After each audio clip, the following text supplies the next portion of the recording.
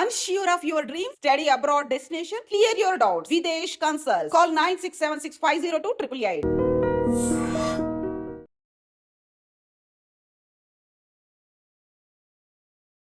అందరికీ నమస్కారం. నేను Swaroopa Potlapalli. Welcome to trending topic.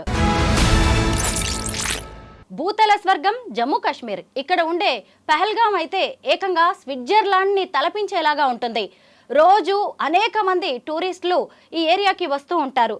ఇప్పుడు ఇదే జమ్మూ కాశ్మీర్ రక్త కన్నీరు కారుస్తోంది. ఇక్కడ జరిగిన ఉగ్ర దాడి అనేది మామూలు విషయం కాదు. ఇతర దేశాలు కూడా దీన్ని ఖండిస్తూ ఉన్నాయి. ఇప్పటికే 27 మంది ప్రాణాలు కోల్పోగా 20 మందికి అయితే గాయాలయ్యాయి. అసలు ఎందుకు ఈ టెర్రరిస్టులు హిందువులనే టార్గెట్ చేశారు? పెహల్గామే ఎందుకు వారికి ఈ ఉగ్రవాద అటాక్ కి ఛాన్స్ ఇచ్చింది? ప్రస్తుతం నాతో పాటు ఇంటర్నేషనల్ లాలో మాస్టర్స్ చేసిన తెలంగాణ హైకోర్టు అడ్వకేట్ నీలం భార్గవ్ గారు ఉన్నారు. ఆయనతో మాట్లాడదాం. నమస్తే భార్గవ్ గారు. నమస్తే. చూసారు కదా, జమ్మూ కాశ్మీర్లో జరిగిన ఉగ్ర దాడి అనేది ప్రతి ఒక్కరిని కన్నీరు పెట్టిస్తోంది. ఎందుకు ఉగ్రవాదులు ముఖ్యంగా పెహల్గామ్నే టార్గెట్ చేశారంటారు? జమ్మూ కాశ్మీర్లో పెహల్గామ్ అనే ప్రాంతము అమర్నాథ్ యాత్ర ఏదైతే దారి ఉంటుందో ప్లస్ అమర్నాథ్ యాత్రకి దానికి దగ్గరలో ఉంటుంది. అండ్ పెహల్గామ్లో ఏదైతే ప్లేస్ ఆఫ్ ఈ ఇన్సిడెంట్ ఉందో, ఈ అటాక్ ఉన్నదో, ఆ ప్లేస్ ఒక పిక్నిక్ స్పాట్. మనకిప్పుడు మన దగ్గర కృష్ణకాంత్ పార్క్ లేదా జూ పార్కో లేకపోతే అనంతగిరి హిల్స్లో ఏదైనా పార్క్ ఉంటుంది కదా, సో అలాంటిది ఒక న్యాచురల్ పార్క్. అక్కడ ఎంట్రీ చేయాలన్నా కానీ 35 రూపీస్ 25 రూపీస్ టికెట్ తీసుకొని టూరిస్టులు వెళ్తారు. అలాంటి ఒక సున్నితమైన ప్రదేశం, ఒక మంచి ఎన్వైర్న్మెంట్, ఒక soft place, nature lovers enjoy చేసే ప్లేస్. అక్కడ హార్స్ రైడింగ్, రోప్ వే వెళ్ళడం, చిన్నపిల్లలు బంగీ జంప్స్ ఉంటాయి కదా అవి, అండ్ పెద్దవాళ్ళు కొంచెం ఒక మంచి ఆహ్లాదకరమైన స్థలంలో కొంచెం టైం స్పెండ్ చేయాలి అని అనుకునే ఆలోచన ఉన్న వాళ్ళు వెళ్ళే ప్లేస్ అది. అంత సున్నితమైన, అంత ఆహ్లాదకరమైన ప్రదేశం అది పెహల్గామ్లోని ఈ ఇన్సిడెంట్ జరిగిన ఆ పిక్నిక్ స్పాట్. దీన్నే ఎందుకు టార్గెట్ చేసిర్రు ఈ రాడికల్ ఇస్లామిక్ టెర్రరిస్టులు? ఈ ప్లేస్నే ఎందుకు టార్గెట్ చేసిర్రు అని అంటే, అక్కడనే దగ్గరలో అమర్నాథ్ యాత్రకి సంబంధించిన వాళ్ళు ఇలాంటి ఈ ప్లేస్ని చూస్ చేసుకుంటారు కాబట్టి మ్యాక్సిమం టూరిస్టులు హిందువులు మాత్రమే ఉంటారు అని చెప్పి ఒక క్లారిటీ ఆఫ్ మైండ్, ఒక క్లారిటీ ఆఫ్ థాట్ తోటి ఆ ప్లేస్ని సెలెక్ట్ చేసుకున్నారు. భార్గవ్ గారు, అసలు సాధారణంగా ఈ ఉగ్రవాదులు అనేవాళ్ళు భద్రతా దళాలని వాళ్ళని మాత్రమే ఎక్కువగా లక్ష్యంగా చేసుకుంటూ ఉంటారు. టూరిస్టుల వైపు రారు. కానీ 2016లో అమర్నాథ్ యాత్రకు వెళ్తున్న బస్సు మీద వాళ్ళు కాల్పులు జరిపారు. మళ్ళీ 10 ఏళ్ల తర్వాత ఇలాగా టూరిస్టులని, అది కూడా హిందువులని లక్ష్యంగా చేసుకుని ఈ ఉగ్రదాడికి పాల్పడ్డారు. అందులోనూ చనిపోయిన వాళ్ళందరూ కూడా పురుషులే కనిపిస్తున్నారు. ఎందుకు మగవాళ్ళనే వీళ్ళు టార్గెట్ చేశారంటారు? మగవాళ్ళని టార్గెట్ చేసే ముందు ఈ మనది ఏదైతే మిస్కన్సెప్షన్ ఉందో, ఏదైతే మనం అనుకుంటామో ఉగ్రవాదులు అనేసరికి ఉట్టి వీళ్ళ టార్గెట్ సైనిక సిబ్బంది, సైనికులు అని అనుకుంటారో దానిలో నుండి మనం బయటికి వాడాలి. ఒక ఉగ్రవాది ఆలోచన విధానము, ఎవరైతే నిస్సహాయ స్థితిలో ఉంటాడో, ఎవరి దగ్గర అయితే ఆయుధాలు ఉంటాయో, ఎవరిని టార్గెట్ చేసుకోవాలి అని వాడు ఫిక్స్ అయిండో వాళ్ళ మీదే టార్గెట్ చేస్తాడు. సో ఈ ఆర్మీ వాళ్ళని మాత్రమే వీళ్ళు టార్గెట్ చేస్తారు అనే మిస్కన్సెప్షన్ నుండి బయటపడాలి మనం. రెండో విషయం, మగవాళ్ళనే ఎందుకు స్పెసిఫిక్గా టార్గెట్ చేసిర్రు అని అంటే, when they convey the incident, ఎప్పుడైతే ఒక ఇన్సిడెంట్ని, ఒక ట్రాజిక్ ఇన్సిడెంట్ని, ఒక ఇలాంటి టెర్రరిస్ట్ అటాక్ని కన్వే చేయాలి, ఎక్స్ప్రెస్ చేయాలి అని అంటే, చిన్న పిల్లలు, ఆడవాళ్ళు వీళ్ళే కరెక్ట్గా కన్వే చేయగలుగుతారు అనే ఒక క్లారిటీ ఆఫ్ థాట్ వాళ్ళకి. అందుకే మగవాళ్ళనే టార్గెట్ చేశారు. నీ పేరేంటి, నీ మతం ఏంటి అని అడిగి మరీ వాళ్ళు చంపడం అనేది జరిగింది. ముఖ్యంగా వెంటాడి వేటాడి చంపారు. వివిధ రాష్ట్రాలకు చెందిన వాళ్ళు ఉన్నారు, అందులో ఏపీ తెలంగాణకు చెందిన వాళ్ళు కూడా ఉన్నారు.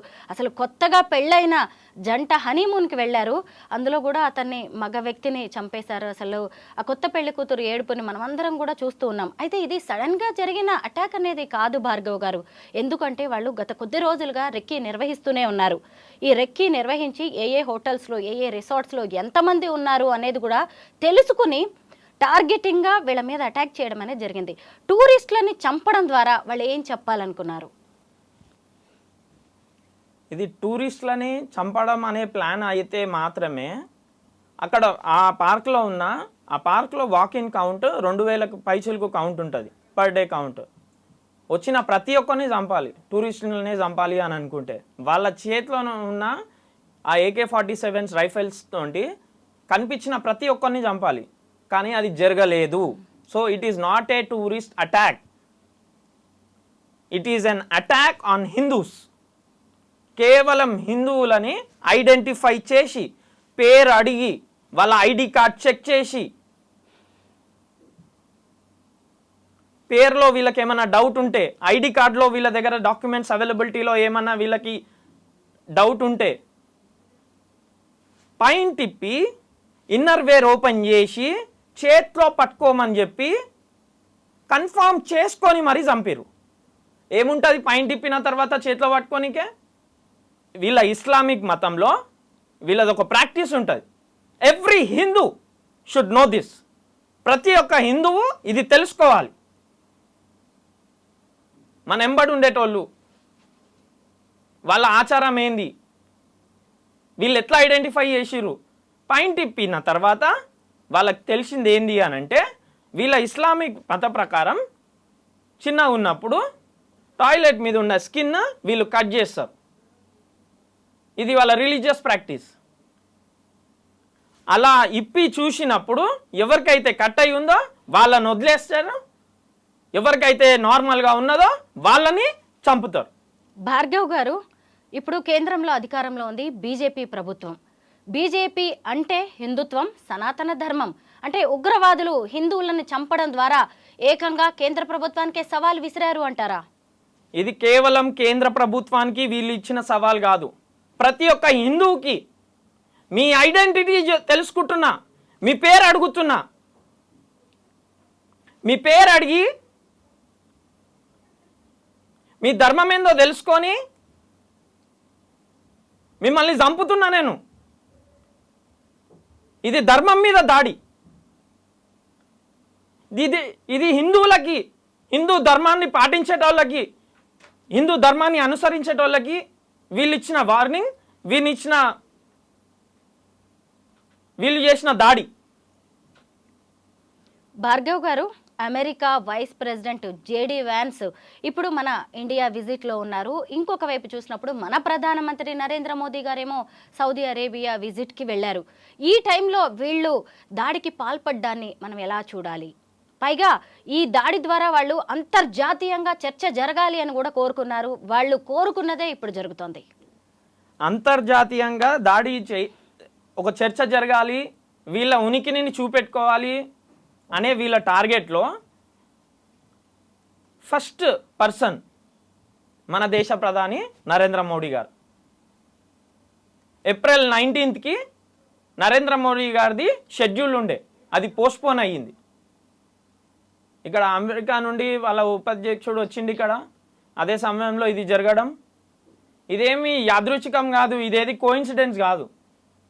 It is a perfect proper plan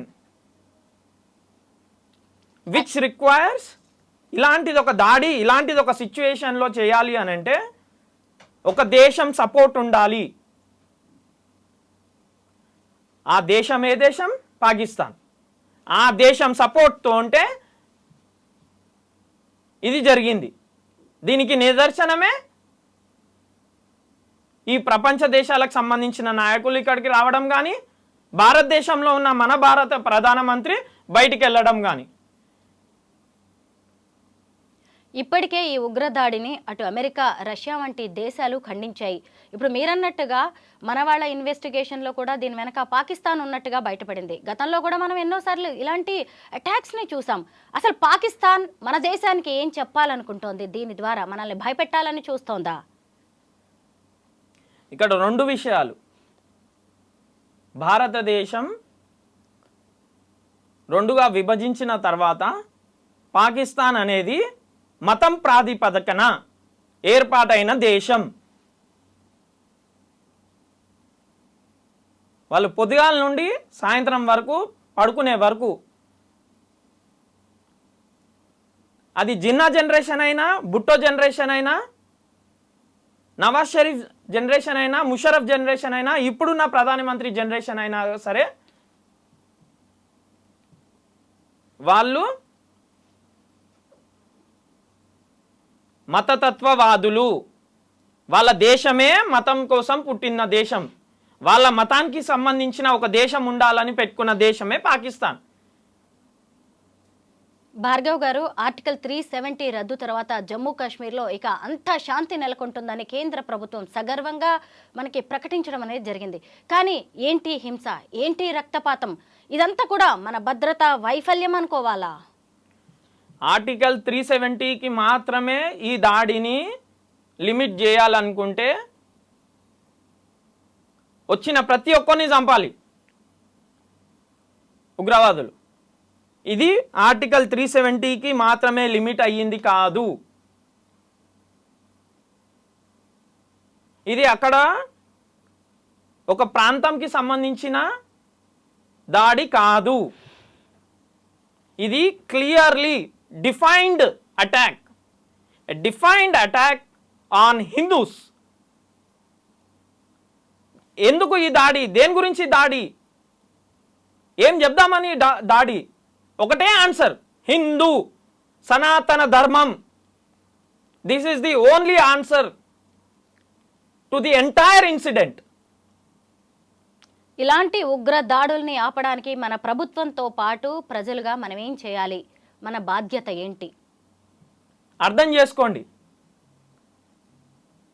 బ్రతికినంత కాలం కులం పేరుతోటి బతుకుతున్నాం. కలిసి బతుకుతలే, కులం పేరుతో బతుకుతున్నాం.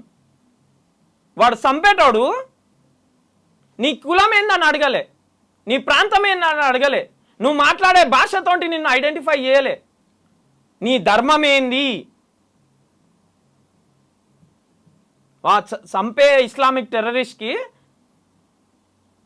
నీ ధర్మం ఏంది అనేది మాత్రమే అర్థం చేసుకొని కన్ఫర్మ్ చేసుకొని చంపుతుండు. ఇన్ని రోజులు ఎన్ని రిపోర్ట్స్ వచ్చినా గత ప్రభుత్వాలు వాటిని కప్పిపుచ్చినందుకు ఇప్పటి వరకు మనకు ఆ క్లారిటీ ఆఫ్ థాట్ లేకుండా పోయింది. ఇప్పటికైనా కలిసి సస్తున్నాం మనం. హిందువులం అనే ఒక 25 మంది హిందువులు కలిసి సస్తున్నాం. మీరు ఒకవేళ రేపటి దినం మీ మూఢనమ్మకం, మీ నమ్మకం, అది what ever you call it, మీరు రేపు పొద్దుగాల ఒక దర్గాకు పోయినా సరే హిందువులు, గుర్తుపెట్టుకోండి, అక్కడ ఒక టెర్రరిస్ట్ అటాక్ జరిగినా సేమ్ ఇదే ప్రాసెస్ ఉంటుంది. ఇప్పటి పాయింట్ మిమ్మల్ని చూస్తాం, మీరు హిందువులా, మీరు నాన్ ఇస్లామికా ఐడెంటిఫై చేస్తాం, చేసే చంపుతామని ఒక మెసేజ్ ఇస్తున్నారు. వాళ్ళు ఒక క్లియర్ మెసేజ్ ఇస్తున్నారు. మీ నమ్మకంతో వాళ్ళకి పని లేదు, మీరు పాటించే ధర్మంతో వాళ్ళకి పని. మీ పుట్టుకతో ప్రాబ్లం వాళ్ళకి, మీ ధర్మంతో ప్రాబ్లం వాళ్ళకి. భార్గవ్ గారు, కొంతమందిని చంపేసిన తర్వాత టెర్రరిస్టులు వారితో పాటు ఉన్న కొంతమంది బాధితులతో కూడా మాట్లాడారు. మీకేమైనా ఐడియా ఉందా వాళ్ళు ఎలాంటి డిస్కషన్ చేశారు అనేది?